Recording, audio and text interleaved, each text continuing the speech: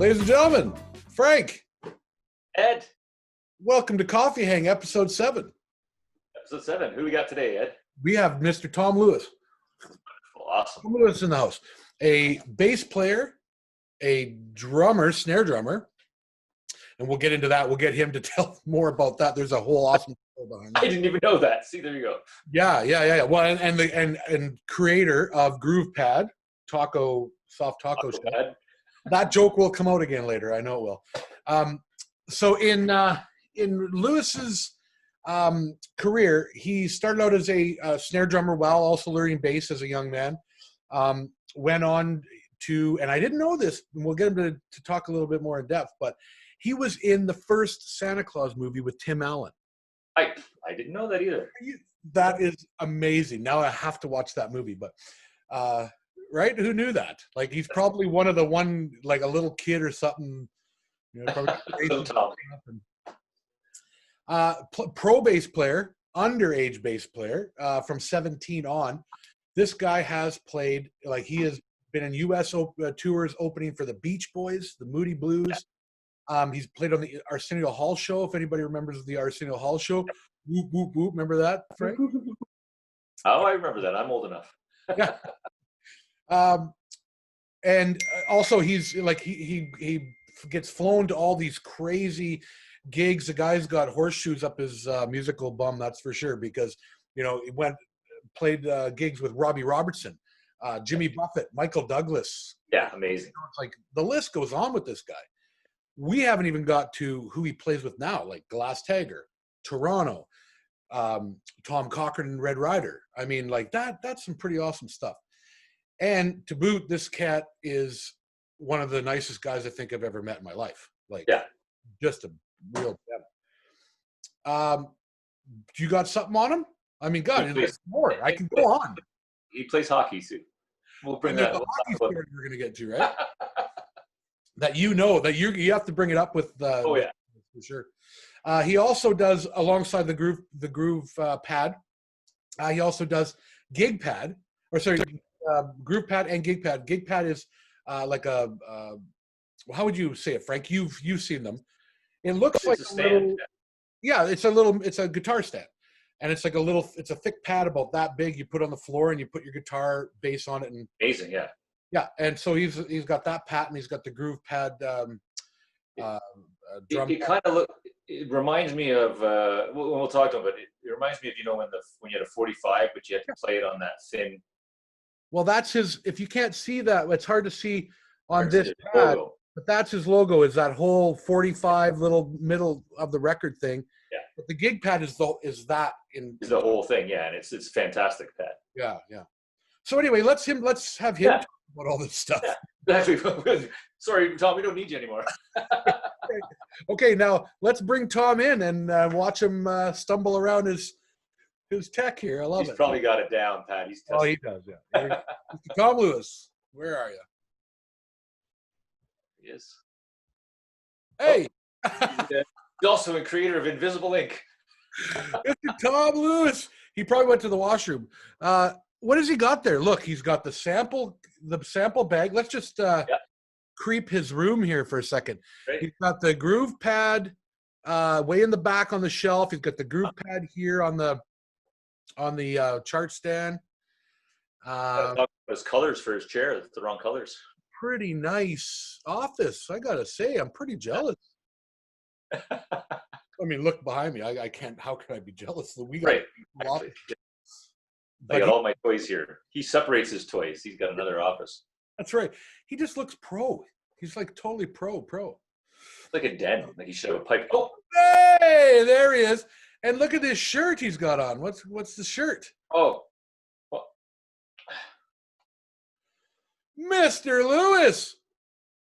Can you hear us? There he is. We're just creeping your room there while you're out. Yeah. Hey, what's going on in the room? Hey, let me expand this screen. Oh, there we go. How you guys doing? Good, man. Good, man. I just gotta... Craziness out there in the world these days. Isn't there, eh? We just, we introed you. You know, we talked a lot about, there's a lot to talk about this guy right here. You got a lot going on, Tom. Wow. Holy moly. It's good to stay busy. Yeah. I'm liking your T-shirt, Ed. By the way, thanks for Yeah. It's a guy that I know. He's got this company. It's called I don't- Groove Pad. Hey, you have the same shirt. It's like, I kind of feel left out. You remember Sesame Street? One of these things ain't like the other. I'll hook you up, Frank. But Yeah. this is the brand we want to talk about now, right here. yeah, well, more like this brand right here, baby. Right. So you can even, this is what I love about this thing. Not only, like I said, does it double as a soft taco or other rolling things, but it's, you can play this thing anywhere. Maple and I tried throwing it against the wall. We tried playing it on the ceiling, and it sticks. Oh, that's crazy. Yeah, well, that's what makes it unique, I think, compared to other pads, right? And really travel friendly, right? Up for obviously, you can roll the thing up, put it in your stick bag, and Yeah. There's literally nowhere, like no other pad, and I mean, I got dozens here. I really do. I have two favorite pads, and I don't blow smoke up anybody's anything, but you know, I'm telling you from the heart here. Two of my favorite pads right here. nice. Well, it's nice to be grouped in with those guys. In 25 years of playing music, man, like you really you hit it out of the park. Right Because on. there's not a pad that you can just pack up like that. And I mean, literally, if you roll it up and put it in your stick bag, like you say, and you never like holds that shape. You just let it go, and it just comes right back to shape. Has it ever caused any problems at customs? What is this? No, it's funny though. I remember back when we used to fly to gigs. I had a guitar cable in my case, and that freaked customs out because the end of the cable, they said that looks like a bullet. I'm like, are you kidding me? It's a Wait, so guitar.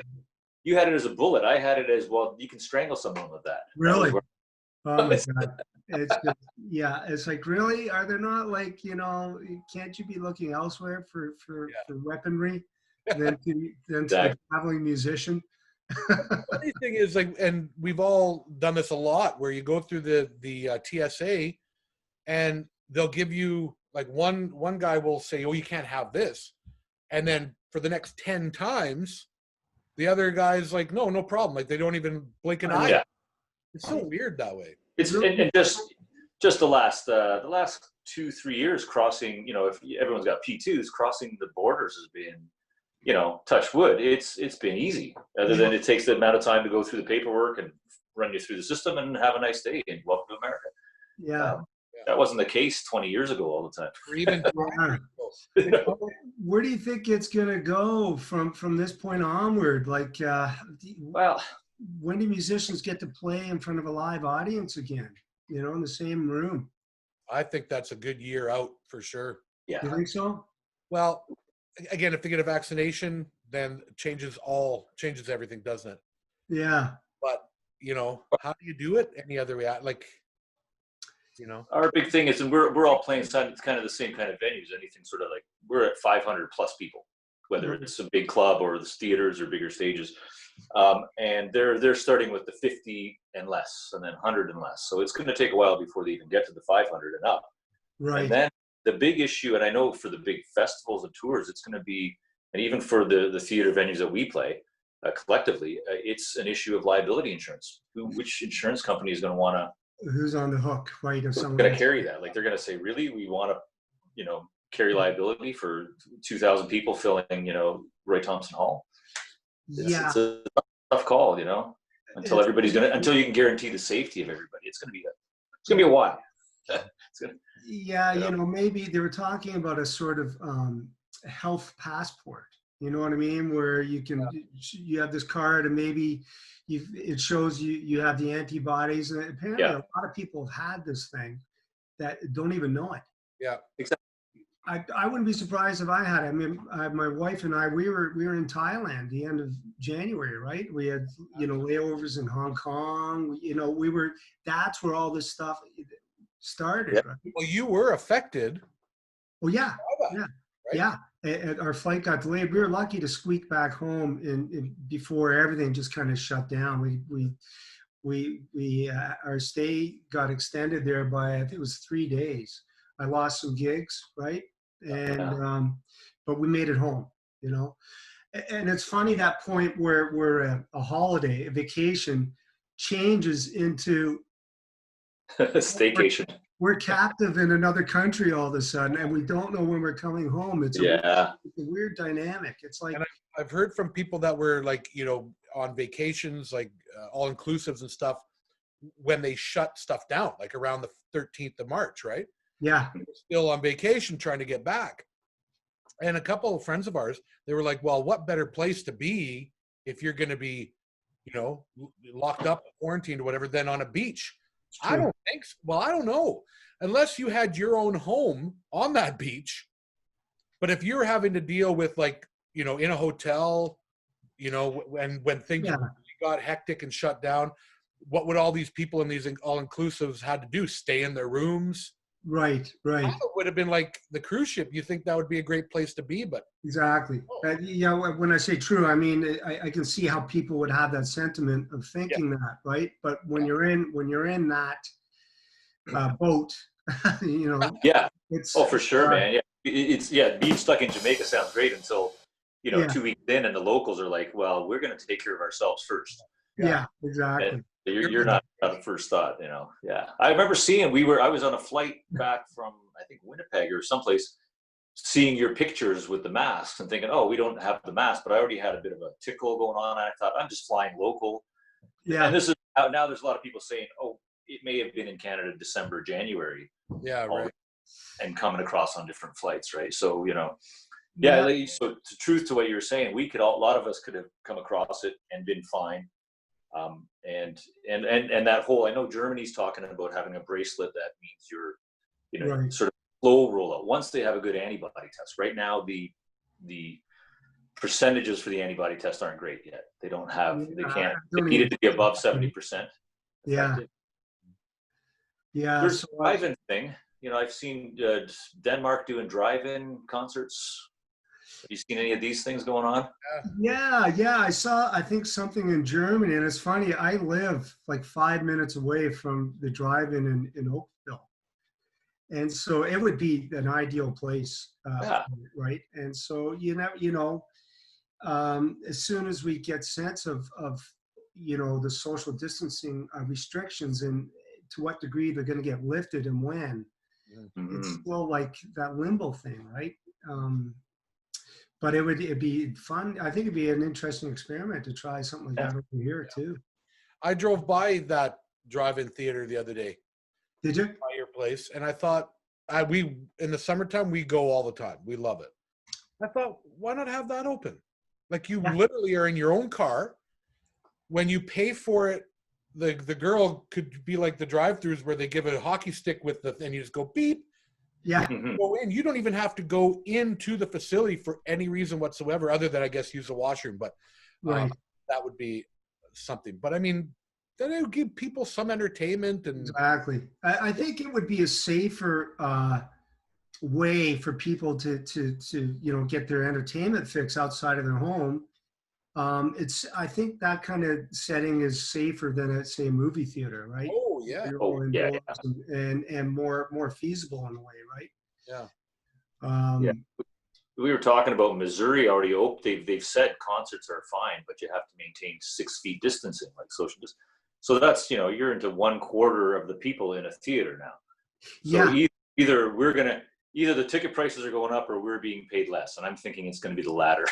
Like, all the musicians, they're doing what they love. They don't need as much money. Yeah, exactly. They've gone through months without any money. They don't need any more now. They're used to it. Yeah. Well, guys, your timing for launching a business was, you know, incredible, eh? Like, hats off to you for you've made a mark already. I saw your Toronto Star article last week, and I'm like, these guys are buddies. That's great. That was a serendipitous, because the writer is the Spectator, who I know, Jeff Mahoney. Okay. And when I saw it, when someone told me about it being a Toronto Star, I was like, how did that happen? First, I said, what Spectator do you have? Because you showed the picture, and our article was in the top half of the page. in the Spectator, and he was showing me an article that was in the bottom half. Mhm. And I was, oh, is that a different, I know when they used to have 2 editions of the paper, like a morning and a night.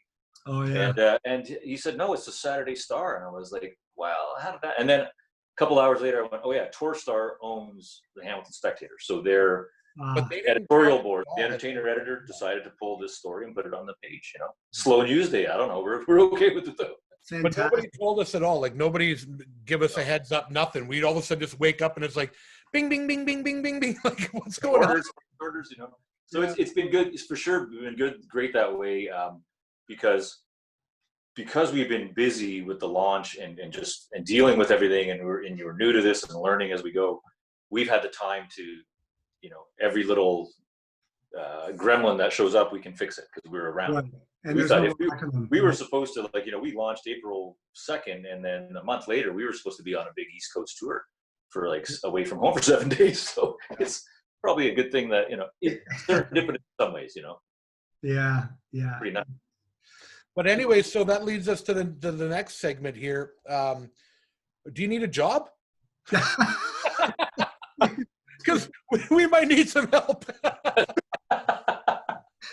I just had an idea. So we could use groove pads as a coffee holder, Yes. right? What's the mug? Hey, what's this mug? I love it. Smartass. Yeah. I think my family got this for me. I'm not sure what they were trying to say to me. Yeah, well, let me tell you. I love the end of your little bio thing. It's like pierogi and Guinness lover. Pierogi, let me read that. I got to read that word for word because that was hilarious. Oh, I thought it was pierogi and Guinness Ukrainian, but it pretty much tells you right there what you are. Yeah, well, you can't go wrong with both of those things, really. No, not at all. Once a year, I'll make pierogies. My mom was Ukrainian, and it's in the background, right? So my daughter and I will make some pierogies. It's a mission. Have you ever made pierogies? Once. It is a mission, right? Yeah. That's why it's only once a year. I gotta know. I do cabbage rolls. I do Croatian cabbage rolls. So we have to trade some recipes here. Oh yeah. Yeah. It's the same thing. It's a mission. It's a 3-day mission for me. Yeah, like your back aches after a while. It's, man, I'm rolling dough, and I don't know. It's like, but it's worth it because they're so fantastic, right? Yeah, and the Guinness, that's something that started with Glass Tiger actually, and they got me into the Guinness, and I thank them for it. Uh-huh.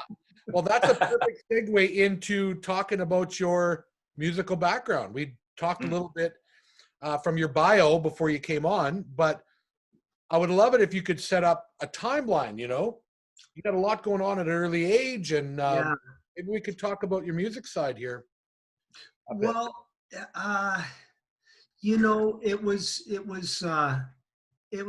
in the blood, right? Like my sister is a classical pianist, and my father played with Dixieland jazz bands, the local Legion bands and stuff. Awesome. Right? He was a teacher at George Brown College, but was an avid part-time musician. So music was always around the house, right? When I grew up, and my first bass, actually, it's funny. I mentioned my father. He used to play the ukulele a lot too, and he had this baritone ukulele, which was fairly deep, right? And I remember a buddy, this must have been grade 7 or something, asking me if I could hear, do you hear bass in these songs? We'd hear a song on the radio or something, and this guy was particularly attuned to low frequencies. I'm like, wow, oh yeah. So long story short, my dad had this baritone ukulele that I tuned like a bass guitar. I found out how to tune it. And back in those days, there were these cassette players that had built-in speakers. So it functioned, and we had a little clip-on microphone. I clipped it into the sound hole of the ukulele and I had myself a little amplifier, right? Yeah. So that was how I started playing bass, and I just right away, and the drum thing, I was in the Sea Cadets at the same time. So that's when I learned sort of my rudiments, and that got me.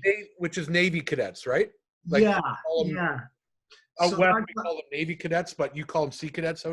Well, yeah, I think there were two different levels of cadets. One was younger and one was older. So, geez, I have to get my timeline right here, but I was about 14 years old. Yeah. Okay. So that's when I was doing a lot of military, like parades. We were doing, several parades throughout the year. So that really got me also in love with drumming and drum rudiments, right? And obviously the connection between drums and bass is, Yeah. it's a lifelong thing. Yeah. So that got the ball rolling. I got out of high school early because of my drumming credits, and almost straight into back in those days you could play professionally 6-7 nights a week, with matinees Yeah. as a young kid, right? Which was what a great way to see the country and the province, and it really gave me a sense of, because so many of us are isolated in our one little section of town, right? So at a young age I got out there early and was able to experience. And where did you grow up, Tom?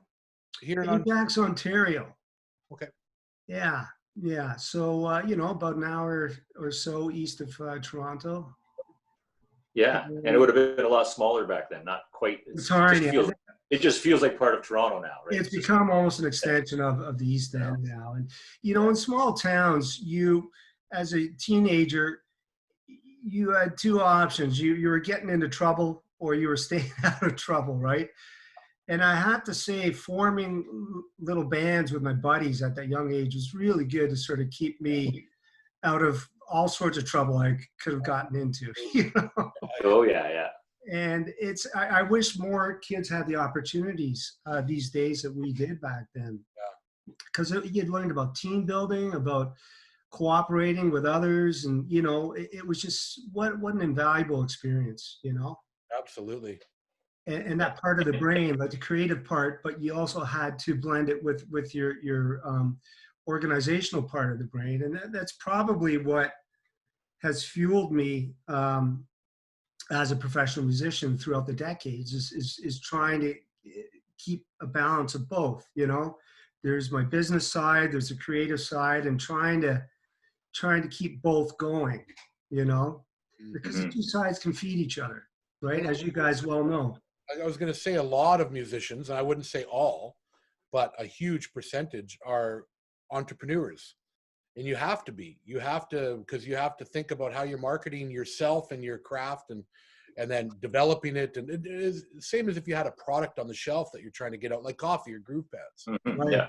You got to think of the business side too, or you're just not going to. And I say there's exceptions to the rules because there's some artists out there, musicians, that don't look at that side at all. And some are lucky enough to have people that they can pay to take care of that for them. Yeah. The majority of those ones just kind of fall. If you luck out as a young band and hit it big, then you've got maybe that taken care of.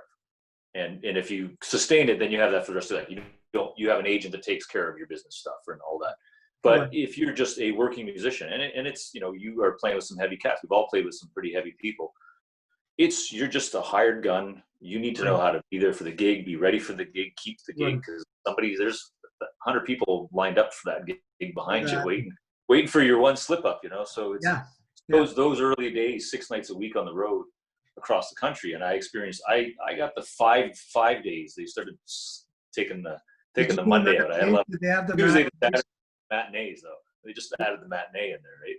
Yeah. So you learned a lot about yourself, a lot about your limits, alcohol and food, and and the people that you hung out with, and it makes you who you are. And if you survive that, then you become, I think, very capable of being a musician and a businessman at the same time. Absolutely. And balancing those two sort of yin and yang things too. Because you have to keep pushing, you have to keep learning, you have to market yourself. Yeah. You've got it, or you aren't going to survive. And these are all the things that you have to apply as an entrepreneur too. And if you're going to, make a success of your business. Yeah, absolutely. Invaluable experience for sure. I was going to ask you guys, have you, it's funny, I think it was in the same issue of the Star that you guys were part of last week. They were talking about how difficult it is for especially Canadian small companies the delivery costs and shipping and all Oh. that.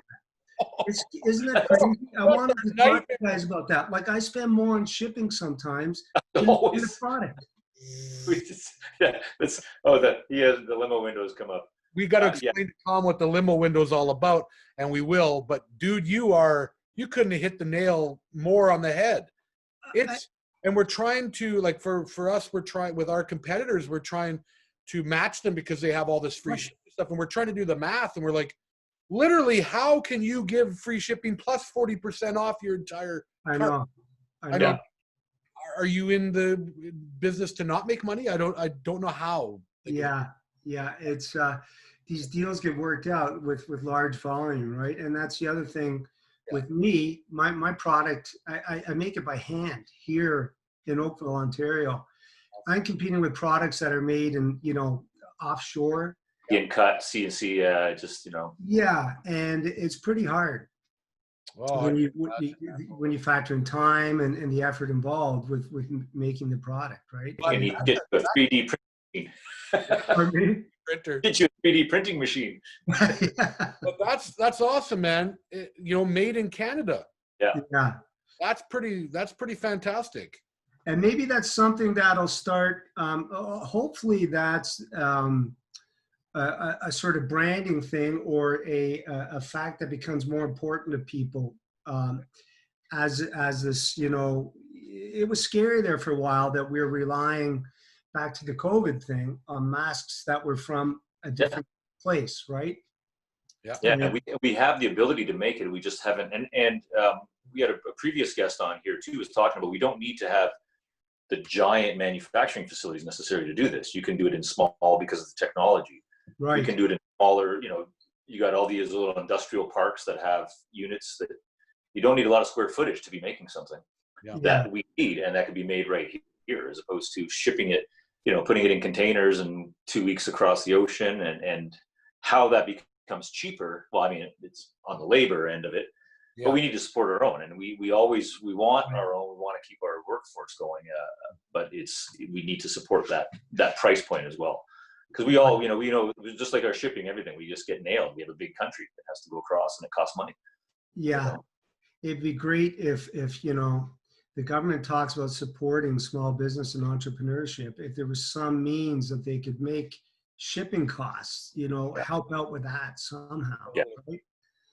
That's it. That's a great point you brought up. Because we just had a meeting this week on what are we going to do with this? Because we were getting emails, hey man, there's some people, at this price point, it's free shipping. Yeah.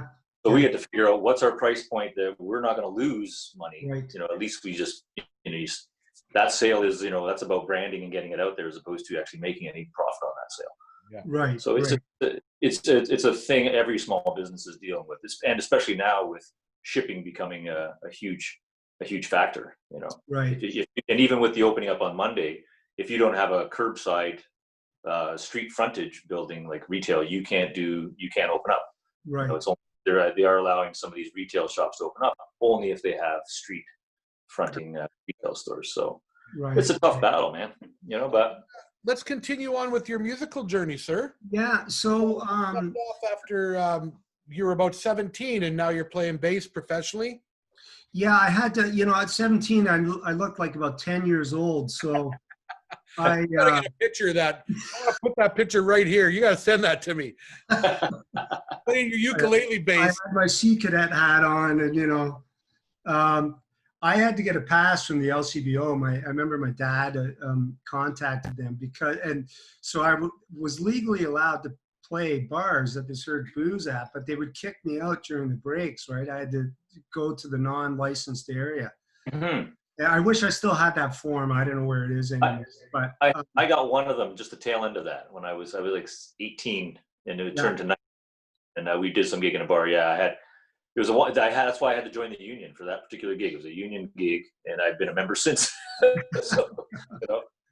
Yeah. So, but it's a great experience, and as we're saying, you learn a lot, and I think it's just for me. I've tried to. Stay open-minded about music and different types of music, right? And so you guys, I'm sure, experience this too, where so many guys are closed-minded. Here's my thing that I like musically. and you know, I don't want to know what that's about or that's about, right? And that probably has fueled my longevity in this industry is staying. I might have done a wedding last week, playing some jazz stuff, right? Yeah. Next week, I might be playing with Tom Cochran, right? Or you know, some guy calls me for a punky gig, you know. So trying to stay open-minded about music and what's good, and learning from all aspects of music. You know, hip hop's another one. I remember when I was a kid, back to those teenage years, and one of my buddies, he actually was into disco. And this is how old I'm dating myself now. But we used to laugh at him, right? But I realized, you know, I slowly, and now when you listen to some of those disco tracks, Oh yeah, man. Are you kidding me? Yeah, It's incredible, right? And so Yeah. I think subconsciously he got me into funk from that, right? And then, you know, you do the. So Ed, you know, you and I like to get funky sometimes when we do certain gigs, and so I think that interest in discovering what's good about all aspects of you know, music has probably fueled my longevity, and being able to, you know, make myself a viable option for many types of stylistically different types of gigs. My 10-year-old and I last night, we were watching Trolls, the second Trolls. You know the animation? Yeah, yeah. And it's all about music, right? And so it's basically one troll community is the pop community. One troll community is the rock community. One's the country. One's all these different genres of music. And the rock wants to come and unite them all and make them follow them under their leadership. And so it's this big turmoil fight. Yeah. Anyway, so Maple's on the couch and she goes, do you think that country music would fall into the good or the bad category of music? Do you think? And I said, listen, there's only two categories. Well, I should back up. I said, there's only two categories of music, good and bad. Yeah. And I really feel that. I felt that even before I was really a professional musician, I felt that way. I loved every genre of music because it was always something I liked about a different sound, right? Right. But in each genre, it's either good or bad. There's good and bad in every kind of music. Yeah, absolutely. And that's the thing that drives us as musicians, right? The ones that survive in this industry, because let's face it, the business aspect of the industry can be tough, right? Absolutely. Yeah. But you know, at the end of the day, being a musician, it's got, and I'm sure you guys too, it gets you through the peaks and valleys of your life, right? 100%. Sure, yeah. Yeah, you know, I'm back to practicing now. I haven't practiced in a long time, working on techniques that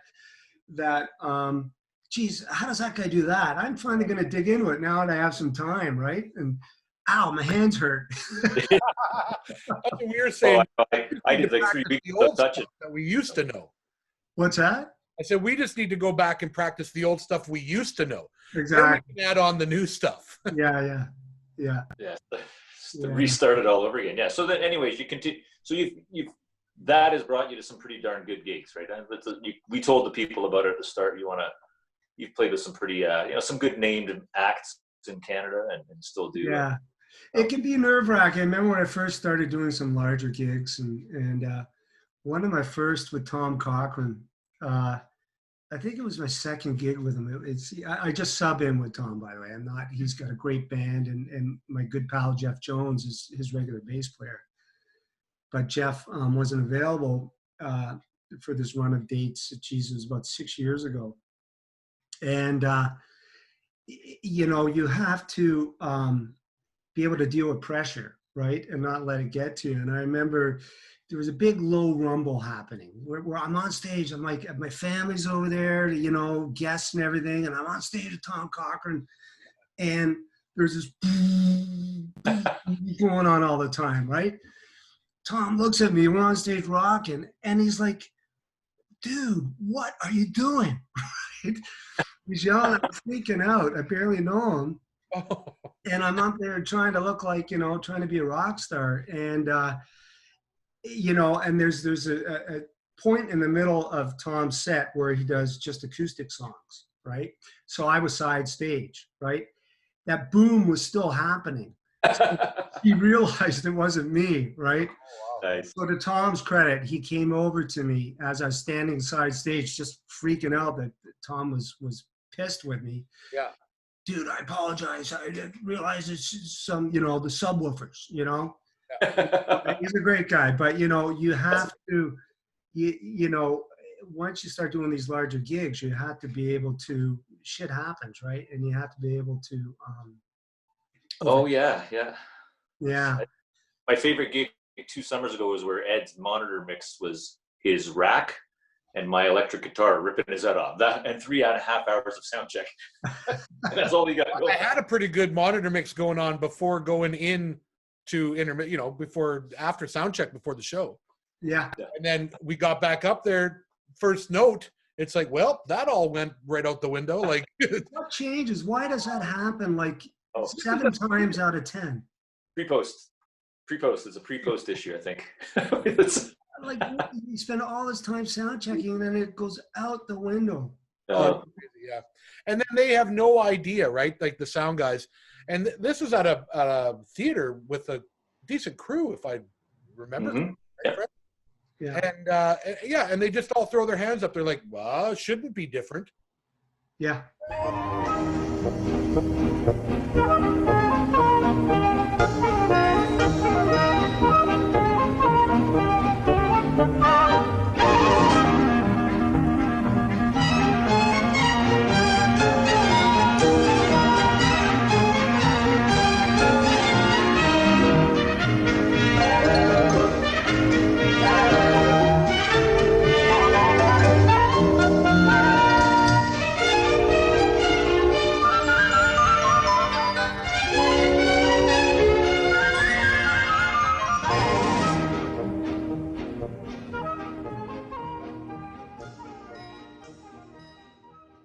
They're upright. Most of the guys start this way. Yeah, that's right. or when we come back from intermission, the spaces have changed. So now, like, I'm down over here in the left corner, and Frank's up over here in the right. Yeah. All right. So back at it. Let's just finish off your music timeline a little bit. So now you play with Glass Tiger and Toronto. Yes. And you sub in with Tom Cochrane, right? You're still sub. There's one thing with the Glass Tiger thing I'd love you to talk about quickly, and that's the tour that you did recently. Last year, the Corey Hart thing. Yeah. That was fantastic. Those were the largest crowds that I've ever played for consistently. And we were doing basically all the NHL arenas across Canada. Cool. And with Corey, it was his first time out on tour, I think, since back in the day. Wow.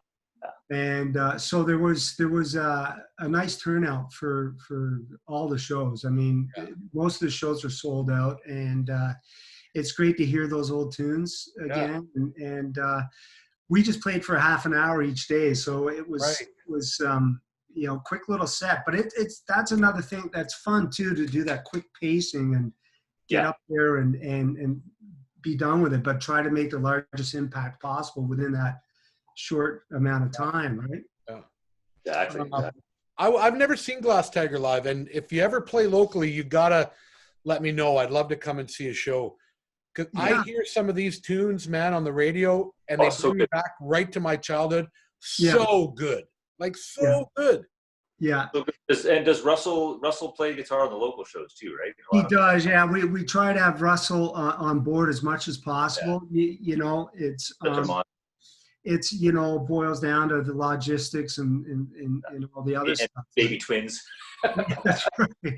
Russell, you think I'm busy? Russell's one of the busiest musicians I know of. It's unbelievable. Exactly. So that was so much fun doing that, and just seeing, again, music just puts smiles on people's faces. I mean, we had halfway through that tour, we a longtime fan of Glass Tigers, is a nurse at a nursing home out west, and one of the residents there had become a big fan of Glass Tiger through this nurse, right? Wow. So the nurse asked us to stop en route to sound check. We had some time to kill. We were, going to be ahead at the venue like 3 hours before sound check. And at that point of the tour, it was rolling really, really well. So we're like, well, yeah, let's go pop over and say hi to Jean, I think her name was. And we went in just to say hi, and ended up doing an impromptu performance of a couple of Glass Tiger tunes with the piano that was in the leisure room of the nursing home, and it just, That's awesome. Alan Fruit posted a video of it. It went viral. I think they have Yeah. a million visitors, and that was a really special moment. And it's moments like that in music that really make it So many special. It reminds you why what we're doing is so special. Yeah. Really, And it can get scary and be taken away that fast from you, right, Tom? I know. Because Tom and I have played. There was a musicians league for a while. Segway. How long was it? It was like 4 years ago. I can't remember. You're making my wrist ache as we speak, buddy. So there's a whole bunch of us. Jeremy Weiderman from Monster Truck plays on this, and lots of local boys in the Hamilton, Burlington, Oakville, Toronto area got together on Fridays at noon to play hockey. Non-contact hockey, I'll mention. Non-contact hockey. Doesn't sound like it. Well, I mean, Paul Dickinson and I would dig into the corners once in a while with each other, but you picked your battle. If you wanted to go in, you could. If you were like, don't do that. And it was full slap shots, full equipment. And I think we normally would play for an hour, but sometimes they would roll it a little longer. So we were maybe an hour, 25 minutes into this game. We're like, okay, next goal wins. Oh, bonus time. Bonus time. Yeah. So, that's when people get stupid after playing for an hour and a half. Yeah. And in tiredness, I think you had the puck, or you were just turning, and another bass player was on the ice. Go figure. You remember who you bumped into? Do you remember? Well, I do. He wasn't a bass player. And Wasn't it a bass player? I thought it was Steve. No, he was Steve. Oh, he was on the ice.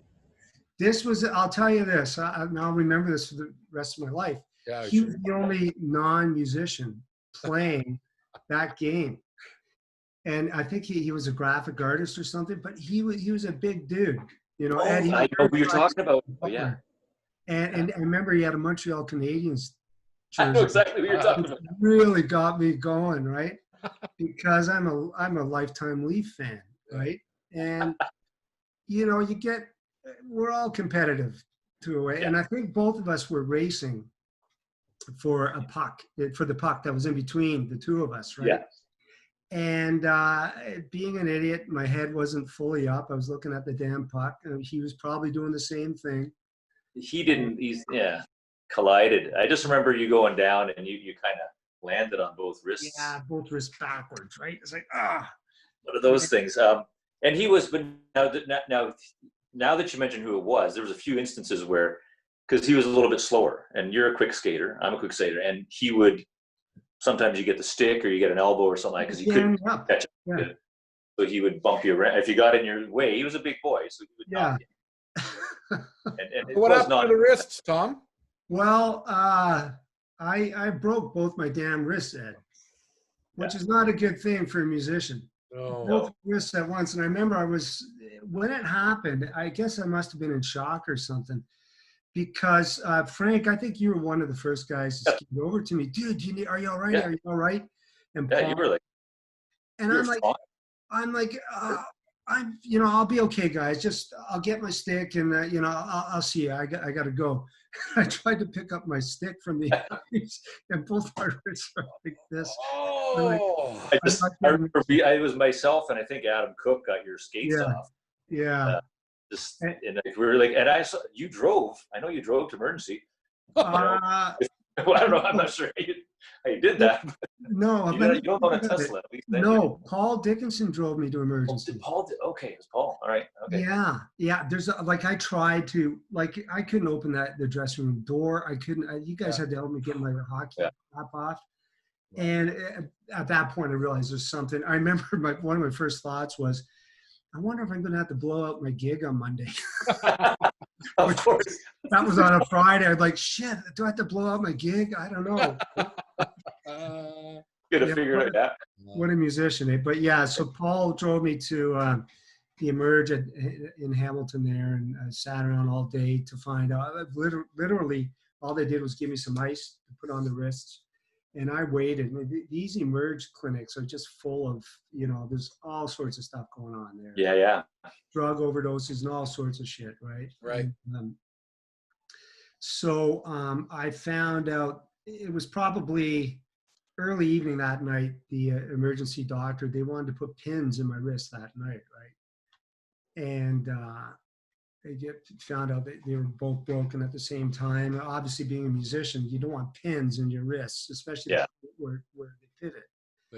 Yeah. And so, thankfully, he reached out to a specialist downtown who weighed in. He looked at my X-rays on the spot and said, "No, the fractures are straight enough that if they heal, if we set it and they heal properly, he'll be all right." Thank God. Nice. Yeah, for sure. It worked out, Big time. That was scary. Yeah. On the ice since. I was actually, it's a good thing you bring this up because I've been on the ice once since. Yeah, I was there. I remember that. You just said, don't tell my wife. Yeah. And it's one of those things, like, what would you guys do? Like, you probably know there's a doctor that specializes in musicians and musical injury and treatment for musicians in Hamilton. Yeah, Chong. And he's a huge hockey fan, right? And his whole thing is, get back on the ice, get back on there. You can't live in a bubble. Yeah. And so there's that thing of like, do you play it safe, or do you got to keep living as well, right? But exactly. That's the type of injury where it's happening. Yeah, and I've only played once since. I miss it though. It is such a great game. I had a scary. I think one of my early musician shinny days, I jammed the stick in the board. You can jam it against the crevice or one of the separators or the door. It jammed up, right, and it hurt like hell. So I'm going to a gig, I think with you, Ed, at the ranch or something like that. So I'm trying to make dinner that night, and every movement with my wrist is killing this right hand. And then I'm like, I got to play in 3 hours. I got to play 4 45-minute sets. I pick up a guitar. This movement doesn't hurt, for my right.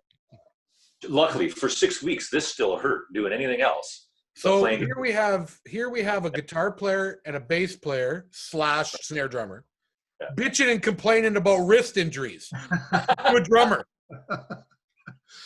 I constantly, one day I wake up and I pick up this pen the wrong way and it drops me to the ground.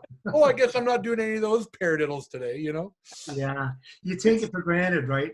You really do. But I mean, your situation's a little, it's an exception to the rule, Tom. You're allowed to bitch. That won't hurt. I mean, I hate bringing that up. That's pretty nasty.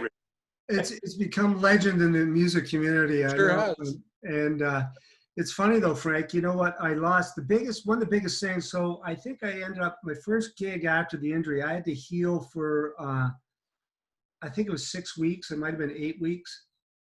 So I think on the 8th week I had a gig. And I was so looking forward to it, right? And I had been just trying to keep my fingers nimble by playing a little bit of piano, right? Because the cast only went up to that point. Oh, yeah. So I could move the fingers. So I was always trying to, but the thing I didn't think of is calluses. And they were completely gone. Oh, wow. So, that gig, the first gig back, I lasted maybe half a song. And my wrists were fine, but my fingertips were killing me because there were no more calluses, right? Amazing.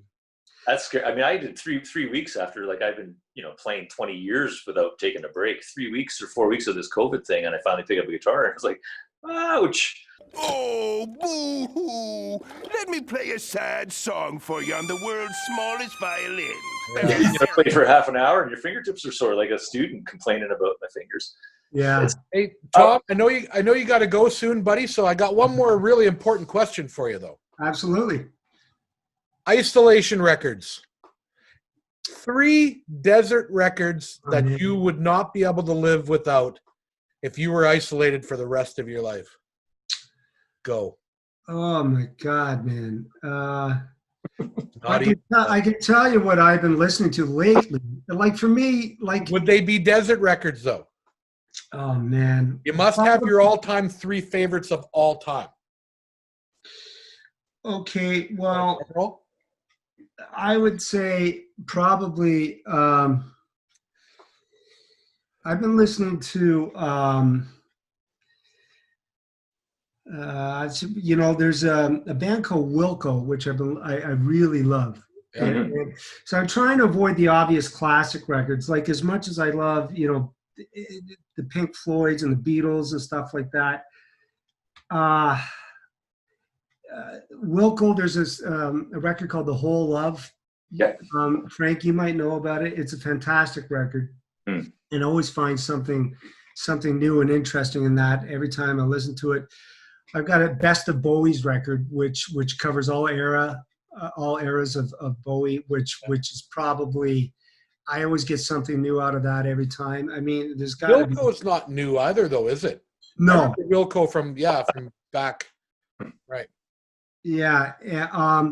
There's a Joni Mitchell record I go to a lot called Hijira, which is really, really cool. I mean, there's a bunch of them.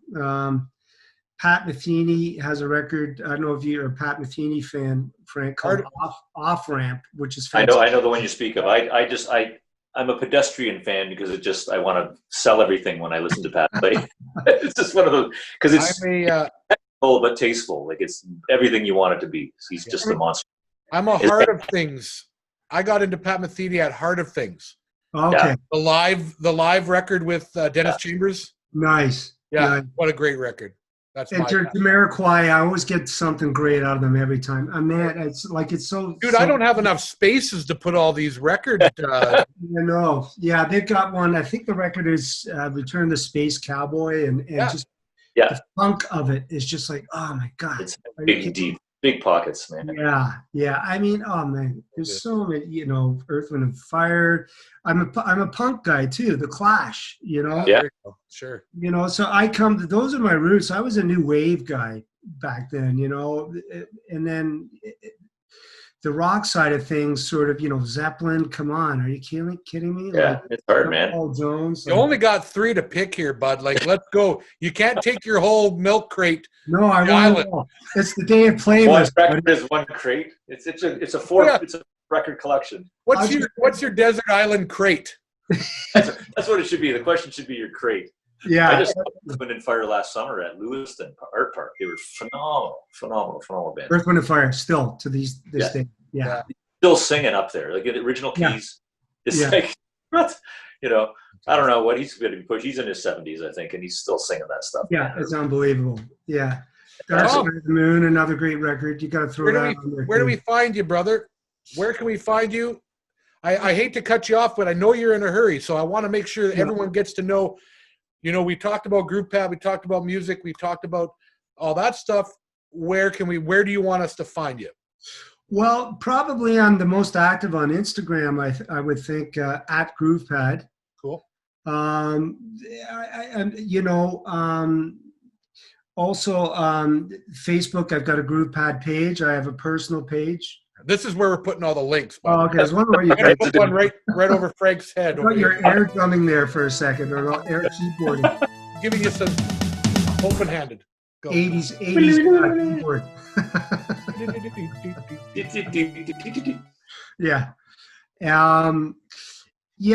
So probably, and also the website grouppad.ca. Awesome. And but I'm probably the most active on Instagram, I would say, these days. Right on. At GroupPad. So what's next for you, sir? I would think, well, there may be some, depending on what happens this summer, there's some Glass Tiger shows slated for Germany. Oh, later on. You may summer, or fall. So, and I'm with GroovePad. There's some opportunities that are presenting themselves for the States. So I'm working on that, getting that going. There's a couple of new product ideas in the making. Thanks, Ed. You've got our Sky Glow series, which is a lot of fun, especially at night. Yeah, that was for anybody.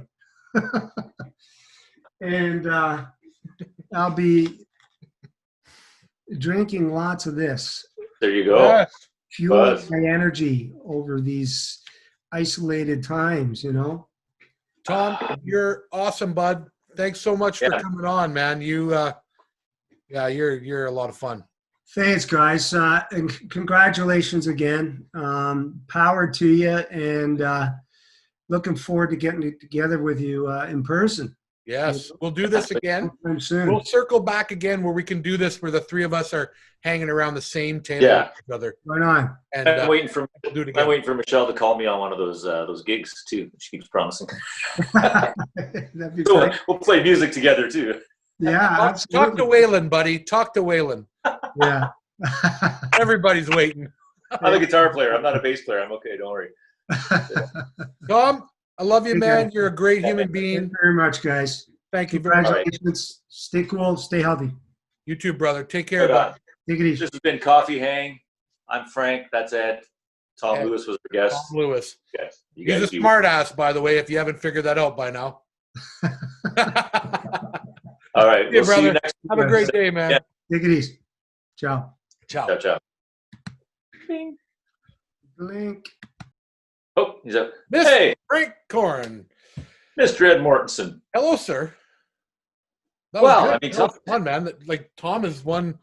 He's one traveled cat. He's he's an entrepreneur. When we were starting this coffee company, I was on the road with Tom. The odd gig here and there, and I was bouncing ideas back and forth with him because he had already known what it was like to start this product-based company, and he was a huge inspiration. We even got the whole like price codes and stuff like that. I remember that came up from a conversation you had with him. Yeah, right, exactly. Yeah. How to find them, where to source it out, where to do it properly. Yeah. Oh, yeah. Amazing. So next week, we have, who do we have, Frank? Next week. Do we know who we have next week? Hang on. Amy. I think we have we have Mike Borkowski. That's So Mike Burkowski. Okay, well, that's wonderful. I don't think have I met Mike? I think what we'll I do know is who we he is. stop this right now, and we have to cut back and read because This is Amy not- was last week. I know. No, we can keep that rolling. That's fine. COVID, come on, everybody's confused. It's COVID time. I got to go to the washroom. I don't know about you, but I'm like swirling in my chair.